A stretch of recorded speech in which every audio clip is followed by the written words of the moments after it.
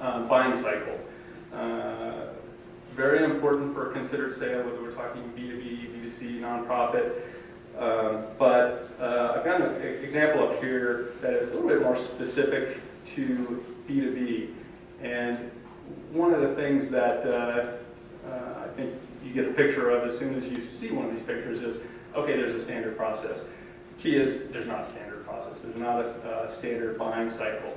So again, this is another one of those areas where you have to customize it. You have to get into your prospect's head and realize that there's not just one prospect. You've got, in this case, in fact, stepping back really 2 steps from where a lot of these purchase cycles really begin.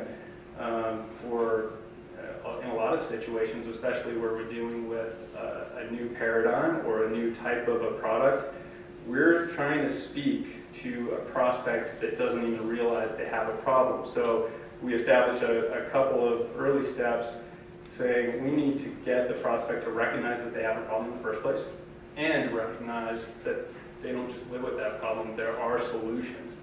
A little bit more complex to do that because we're not just looking for somebody who's doing a search for how do I get better belts and hoses. We're really looking for, looking to go out and capture that person. And you're starting to get a feel for some specifics there and specific tactics that you use just by looking at this. So this is an example of how I'm talking about a lot of planning methodology before we're really executing anything. Seems like that takes a long time, but we pretty quickly identified, oh, okay, I could say a lot of things to a lot of different prospects and a lot of different phases of the buying cycle, but here's what I'm going to focus on. My problem is, and my opportunity is, that I've got a new paradigm I'm talking about, and here's how I want to start the conversation. And I'm probably not going to use paid search for this. I'm going to use targeted or online advertising, and I might use PR. So we're talking about all the different channels and really picking out some specific components. We're learning tactics as we develop this strategy.